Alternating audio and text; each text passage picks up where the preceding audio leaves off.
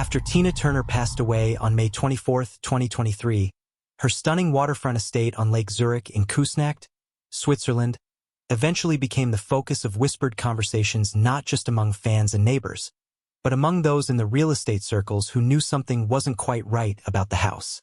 The property had been purchased by Turner and her husband Erwin Bach in 2021 for a reported $76 million. A 10-building estate spread across 5 acres, with private waterfront access, a boathouse, and expansive views of the Swiss Alps. The couple had intended it to be their forever home, a sanctuary after decades in the spotlight. And for a time it was. But then, after her passing, the house fell into silence. It remained untouched for several months, just as Tina had left it. Locals noted how the lights in the upper floors would flicker on randomly during foggy nights, despite the estate being completely unoccupied. A few of the neighboring staff gardeners, cleaning services refused to work on the property past dusk. It wasn't until late 2024 that the estate was quietly sold to an American couple, Richard and Emily Hanover, both in their early 40s. Richard, a former Silicon Valley executive turned private investor, had decided to retire early and write a book.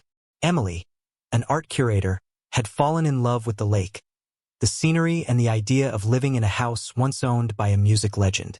They had no children, just their elderly golden retriever, Max. They moved in during early January 2025, during one of the coldest winters on record. And from the very beginning, Emily began to feel something was off. At first, it was little things. Furniture slightly moved in the morning, even though she swore she hadn't touched it. The smell of lavender perfume, something neither she nor Richard used, lingering in the walk-in closet in the master bedroom, a room that still bore some of the design decisions from Tina's time there. The curtains in the music room would be drawn open every morning, even though she remembered closing them at night. Max, usually calm, refused to enter that room at all. Richard dismissed it. He said it was settling in nerves or her imagination. But the oddities grew. One morning, Emily walked into the conservatory and found one of Tina's framed vinyl records, a platinum "What's Love Got to Do With It" plaque propped up against the window. The problem was, it had been stored in the basement. She found the lock on the basement door broken, though neither she nor Richard had touched it in weeks. She brought it up again, and Richard, perhaps out of concern or stubborn skepticism, installed new cameras in and around the house. "We'll catch your ghost," he joked. 3 nights later, they did catch something. At 3:13 a.m., the camera in the hallway leading to the master bedroom recorded what looked like a woman barefoot, wearing a white silk robe, gliding across the frame. She paused near the large mirror by the bedroom door. But the reflection was wrong. The woman's body appeared faint, not fully there. Her reflection didn't match her movement. It turned its head and stared directly into the camera before disappearing. Richard, now visibly shaken, admitted the footage made his skin crawl. He tried to convince himself it was a glitch or a prank by the system manufacturer. But that same night, they both woke up at 2:57 a.m. to the sound of someone humming. A low, gentle hum, not threatening, more like a lullaby. Emily said it was eerily familiar. When she tried to recall the melody, she realized it was a soft, slowed-down version of Private Dancer. The couple reached out to a local historian, a woman named Gertrude Hess, who had worked on compiling the history of celebrities who lived near Lake Zurich. When they described the occurrences, Gertrude was quiet for a long time. Then she said, "Tina loved this house. She called it her temple. She believed energy lingered in places where people felt the most peace or pain." Emily asked, "Do you think she's still here?" Gertrude nodded slowly. "She might not even know she's gone." The Hanovers stayed. For months. Things never got worse, but they never went away. The lights still flickered. The humming still returned on certain nights, always between 2:50 and 3:30 a.m. Sometimes the piano in the music room would play a single chord on its own. But something changed in Emily. She no longer felt fear. She said it felt like a presence was watching over them, not haunting them.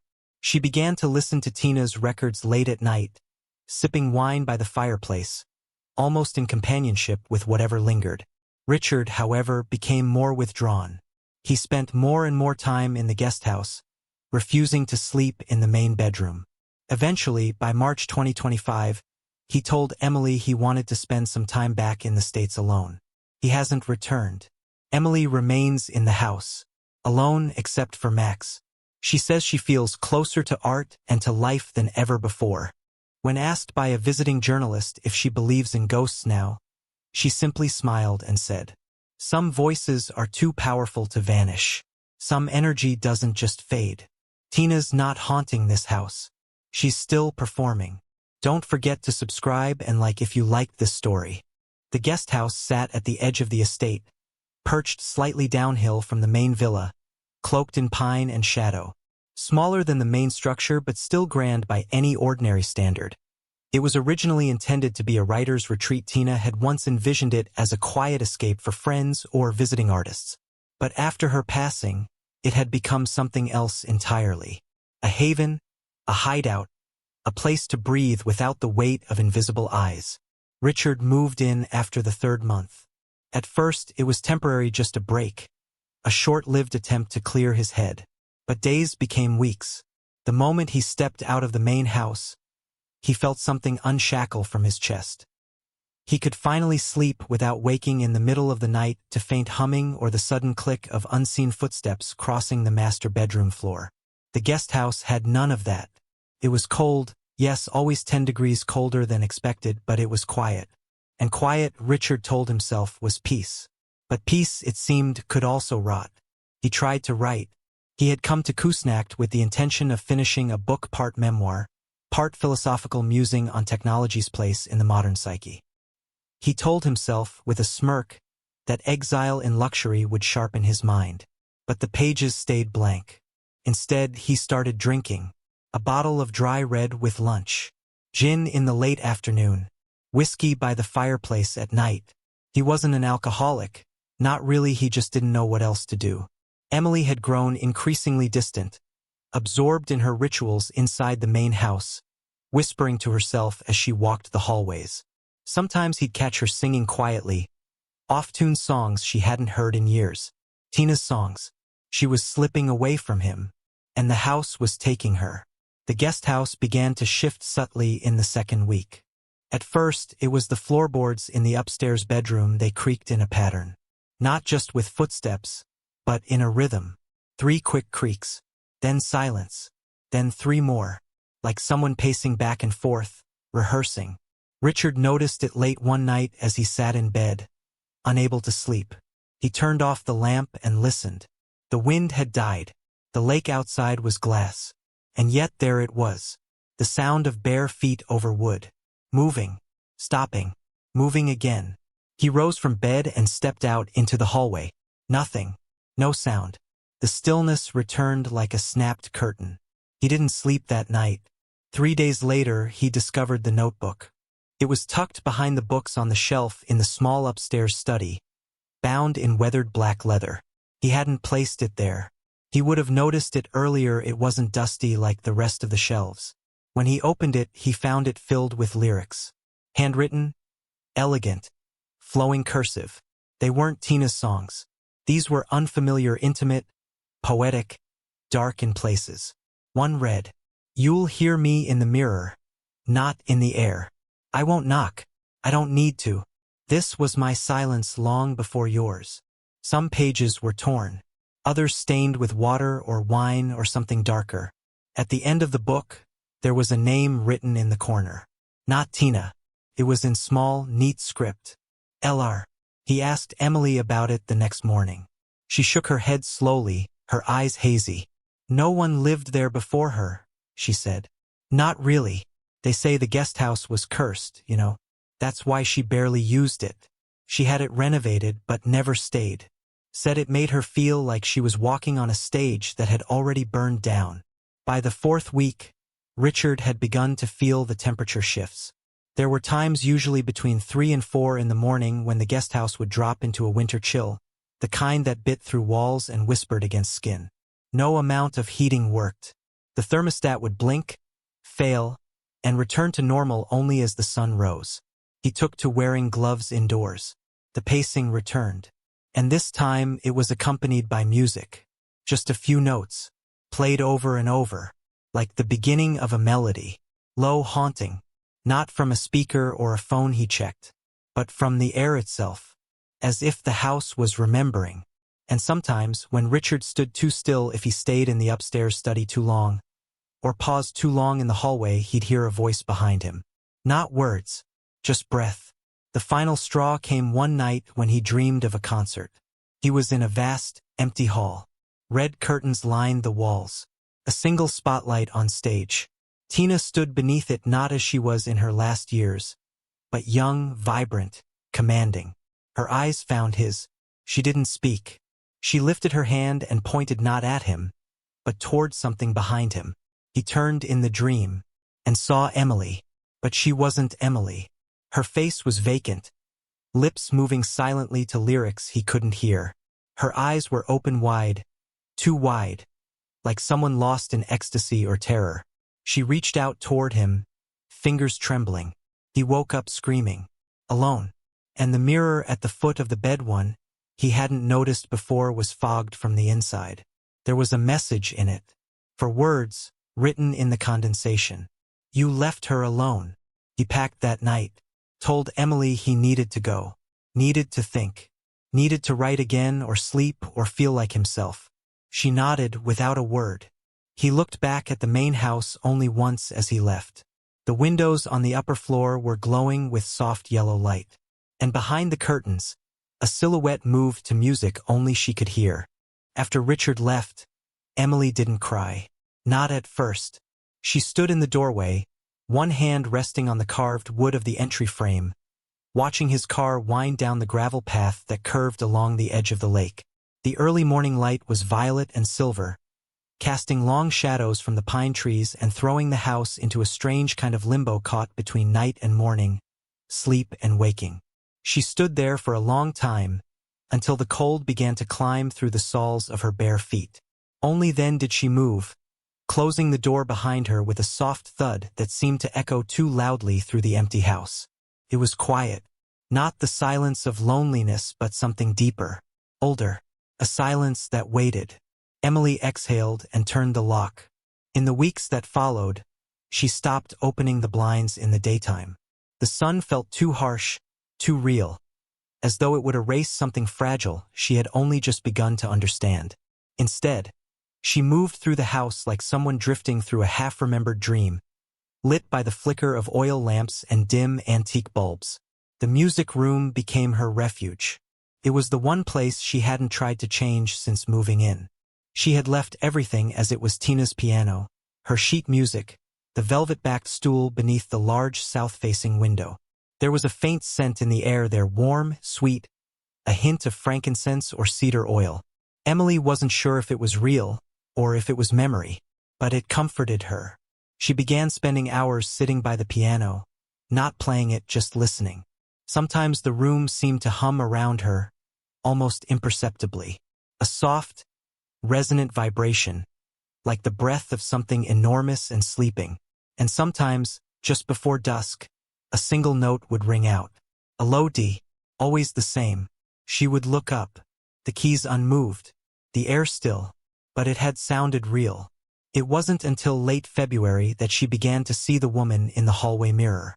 It began subtly, a blur, a flicker at the corner of her eye as she passed by. Then one day the shape lingered. Behind her reflection, in the long hallway that ran from the front foyer to the back kitchen, there was someone standing. Not clearly visible, just an outline, feminine, tall, with a scarf around her neck and what looked like a long, flowing robe. Emily turned, of course. No one. When she looked back at the mirror, the figure was gone. She didn't tell Richard. He had stopped calling anyway. Strange things began to happen after that. Not frightening, not at first, more like rearrangements. The house had preferences. Certain doors wouldn't stay closed, no matter how firmly she latched them. Others refused to open, even when unlocked. The hallway to the library always smelled of smoke after sunset, faint, like the trace of an extinguished candle. One night she found the record player spinning, though she hadn't touched it. The needle floated above the vinyl, bobbing gently in the air like it was waiting for her. So she dropped the needle. The record played a song she didn't recognize. It wasn't one of Tina's, at least not one she remembered. It was rough, early, bluesy. A woman's voice, raw and wide with sorrow, singing about a man gone wrong, about staying in a house that knew how to ache. It made her cry, not because it was sad, but because it felt true, like someone had written it just for her. Emily began to change. Not suddenly. Gradually, like stone being smoothed by water. She wore silk scarves now wrapped loosely around her throat, the way she'd seen Tina wear them in old photos. She moved with more grace, more stillness. She stopped using the lights in the bedroom entirely, preferring candles and the glow of her phone screen. The house felt most alive at night. Her dreams were strange. Always the same stage. Always the same spotlight. Always the same woman. Sometimes she spoke to her. Other times, she only watched, as the woman danced beneath flickering chandeliers, her feet leaving no sound on the polished floor. At the end of each dream, Emily would find herself alone in the audience, clapping, crying, smiling. On the 1st of March, a letter arrived.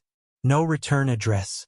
It was addressed to Ms. Emily Hanover, Villa Algonquin. The name of the house, Tina's house. Inside was a photograph, black and white, a candid shot of Tina, young, maybe in her late 20s, standing on the very steps of the back garden. She was laughing, head thrown back, eyes closed. Sunlight caught her earrings. Her hand rested on the shoulder of a woman taller, white, severe-looking, with a cigarette in her fingers and a kind of theatrical weariness around her mouth. There was no note, no explanation. Emily searched for information about the second woman, but found nothing. No articles, no mentions. But something about her felt familiar, like she had seen that expression before. In the mirror, in her dreams. Later that night, she placed the photo on the mantel above the fireplace. The lights flickered once, then stayed on. In mid-March, the house began to sing. It wasn't a voice exactly, more like harmony woven into the walls, the floor, the air between the rooms.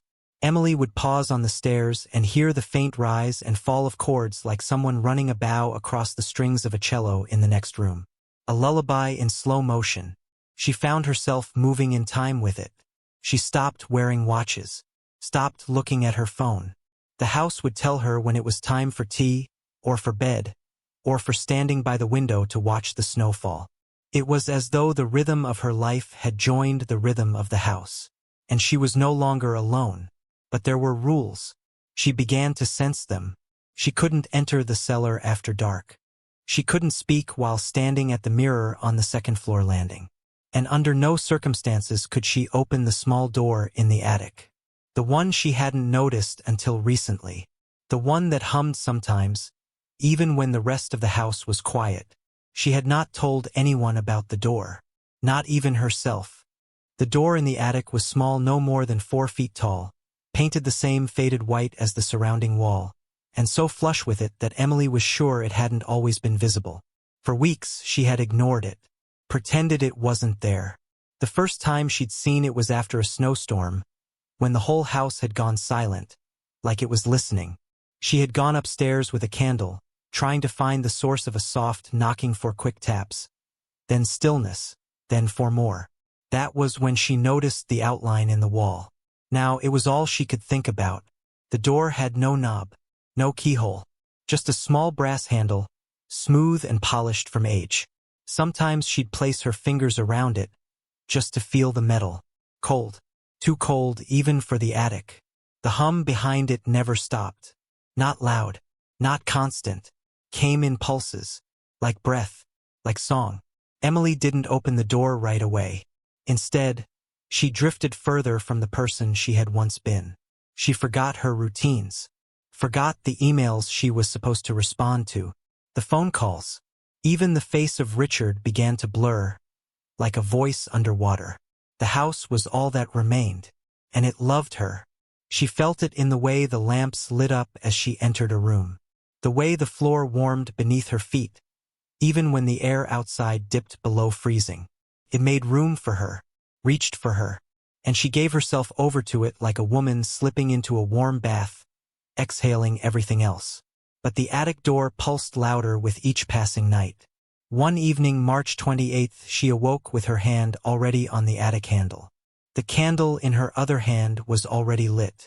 She didn't remember climbing the stairs. Didn't remember walking through the narrow crawl space that led to the far end of the attic where the door waited, half swallowed in shadow. This time it wasn't cold. This time the door was warm. She pulled the handle, and it opened. Behind the door was not a room, but a narrow staircase, winding down, deeper than the house should have allowed. The air smelled like earth and rosewater and dust like a theater buried in the ground. The candle flickered violently as she stepped inside, but didn't go out. The steps creaked beneath her weight, not like wood, but like something else, bone, maybe, or old rope. At the bottom of the stairs was a small room. It was circular, with walls of exposed brick and dozens, maybe hundreds of framed photographs covering every inch. All black and white, all of women. Some were posing in gowns mid-performance. Others were caught in quiet moments reading, laughing, smoking by a window. A few looked directly into the camera, unsmiling. Their eyes all had the same expression: reverence, pride, and something else: sacrifice. At the center of the room was a vanity table, and in its mirror, Emily did not see herself. She saw her, Tina, not as the world had last seen her, but younger, glowing, powerful. Her face was calm, her eyes direct. Her hand lifted slowly in the reflection, palm out, a gesture of invitation, or permission. Emily stepped closer. The hum became a chord, deep and rich and unending. And then she touched the mirror. She was no longer in the cellar. She was backstage. The lights overhead buzzed. The velvet curtain in front of her rippled in an invisible breeze. She could hear the murmur of a crowd beyond it. A crowd waiting, restless, hungry. The scent of powder, hairspray, sweat, and perfume filled her nostrils. She looked down. She was barefoot. She was wearing a long silk robe, vintage, sequined, heavy with time, and in her hand was a microphone. The curtain lifted. A spotlight bloomed, white and blinding. Emily stepped into it without hesitation. She didn't sing at first. She listened, to the room, to the crowd, to the voice inside her chest that was no longer quite her own. Then it came, a single note, low, mournful, perfect. The crowd was gone. The spotlight collapsed.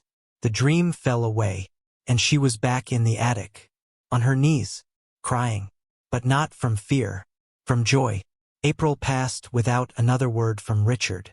When he returned, nervous, apologetic, gaunt, he found the house locked, every window sealed, the path to the guest house overgrown, as if weeks had passed without care.